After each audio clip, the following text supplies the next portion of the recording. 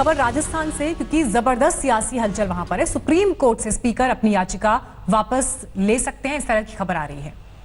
और supreme court ने याचिका वापस लेने की मंजूरी दी है। स्पीकर वकील कपिल सिब्बल ने सुप्रीम कोर्ट में कहा कि हाईकोर्ट विस्तृत फैसला दे चुका है। तो बड़ी खबर हमारे पास ये आ रही है कि स्पीकर सीपी जोशी ने सुप्रीम कोर्ट से अपनी याचिका वापस ले ली है। अब लेकिन देखना यह है कि आगे फैसले को चुनौती देने के लिए क्या कदम उठाए जाते हैं। लेकिन सुप्रीम कोर्ट से सुनवाई के बीच ये याचिका वापस लेने की खबर हमारे पास आ रही है। संजय शर्मा जुड़ गए हैं और जानकारी के साथ। संजय, सीपी जोशी जो स्पीकर हैं, उन्होंने अपनी याचिका वापस ले ली है, क्या मतलब है इसका? जी हाँ, उन्होंने याचिका इसलिए वापस ले ली कि अव्वल तो ये याचिका निष्प्रभावी हो गई है, क्योंकि हाई कोर्ट इस मामले में सुनवाई कर रहा है और हाई कोर्ट ने बहुत सारे ऐसे संवैधानिक बिंदु, ऐसे क्वेश्चन ऑफ लॉ तय कर दिए हैं जिस पर उन्होंने पहले कह दिया है कि वो इस पर सुनवाई करेंगे और विस्तार से सुनवाई करेंगे। तो ऐसे में यहाँ सुप्रीम कोर्ट में याचिका ऐसे निष्प्रभावी हो गई। इसके अलावा राजस्थान सरकार और कांग्रेस पार्टी ने यह तय किया है कि वो इस लड़ाई को अब राजनीतिक स्तर पर लड़ना चाहते हैं, कानूनी स्तर पर नहीं। लिहाजा अब लड़ाई इस पर होगी कि 31 जुलाई तक विधानसभा का सत्र बुलाया जाए और सदन के फ्लोर पर, यानी फ्लोर ऑफ द हाउस, वहां इसका फैसला किया जाए। और ये भी तय किया गया कि सूत्र ये बता रहे हैं कि कोई वित्त विधेयक या कोई अविश्वास प्रस्ताव या विश्वास प्रस्ताव नहीं लाया जाएगा। उस पर कोई बहस करने के बजाय कोरोना जैसी महामारी पर उस पर बात की जाएगी, जिससे पार्टी को और सरकार को ये भांपना आसान होगा कौन हमारे साथ है और कौन नहीं, हमारे अंदर कितनी ताकत है। वित्त विधेयक या विश्वास प्रस्ताव आए तो उस पर तुरंत फैसला हो जाएगा, सरकार को गिरना हो गिर जाएगी, रहना हो रह जाएगी।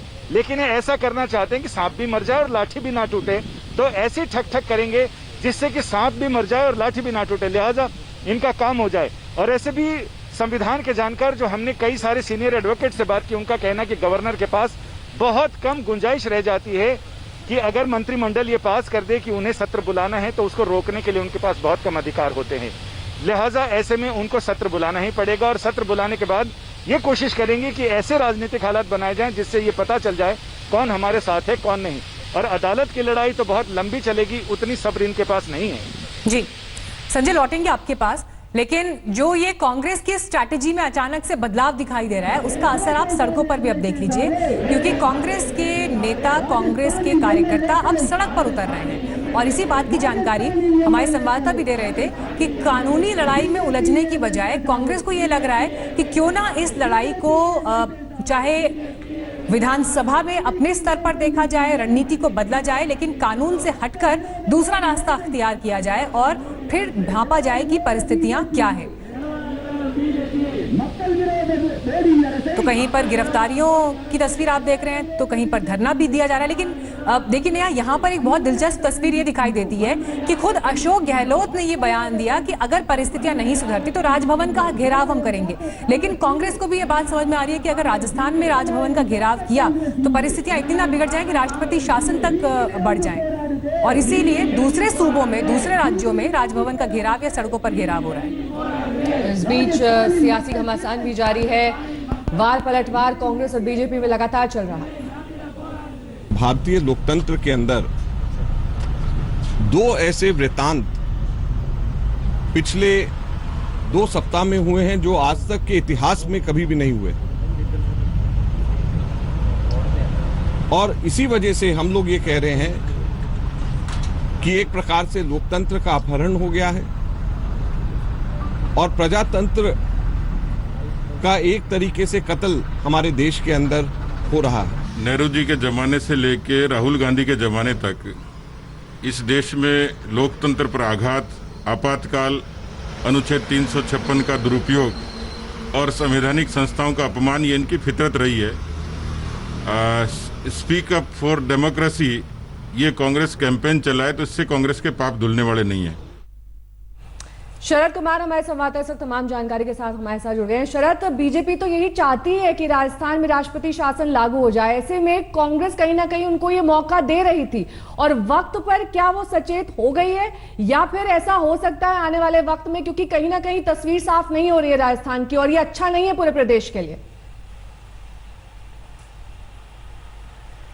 नेहा बिल्कुल सही कह रही हैं आप। एक बड़ी खबर दे दूं आज तक के दर्शकों को कि राज्यपाल ने जो सवाल पूछे हैं उस सवाल में यह कहा है कि आप मीडिया में लगातार कह रहे हैं कि हम विश्वास मत हासिल करना चाहते हैं, लेकिन जो विधानसभा का एजेंडा आपने भेजा है उसमें कहीं इस बात का जिक्र नहीं है, तो आप इसको साफ साफ बताइए कि आपके एजेंडे में क्या है। राज्यपाल ने कहा है कि एजेंडा जानना ये राज्यपाल का संवैधानिक हक है। तो कुल मिला के ये जो टकराव है वो जारी है। नेहा, दूसरी बात आपने कहा कि कांग्रेस के पास क्या विकल्प है, तो देखिए सुप्रीम कोर्ट ने कहा था हाई कोर्ट जाइए, और हाई कोर्ट ने कहा था कि सुप्रीम कोर्ट में सुनवाई के बाद हम सुनवाई जारी रखेंगे। अब इस राजस्थान हाई कोर्ट में एक बार फिर से सचिन पायलट की याचिका पर कल से सुनवाई शुरू हो जाएगी। आज वो लिस्ट किया जाएगा, क्योंकि आपको याद होगा कि वो अंतरिम आदेश था जो फौरी तौर पर राहत दी गई थी सचिन पायलट को, पूरी तरह से नहीं दी गई थी। उधर सचिन पायलट ने आज रणनीति बदल ली है। नेहा, आप आज फेसबुक पेज पर उनके जाइए तो पिछले कई ठीक है शरद, बहुत बहुत शुक्रिया इस तमाम जानकारी के लिए आपका। संजय शर्मा भी हमारे साथ जुड़े हुए थे, तमाम जानकारी राजस्थान पर दे रहे थे। नमस्कार, मैं हूं अंजना ओम कश्यप। हमें उम्मीद है ये वीडियो आपको पसंद आया होगा। लेटेस्ट खबरों के लिए यूं ही देखते रहिए आज तक, और इस वीडियो के पसंद आने पर लाइक, शेयर एंड सब्सक्राइब करना ना भूलें।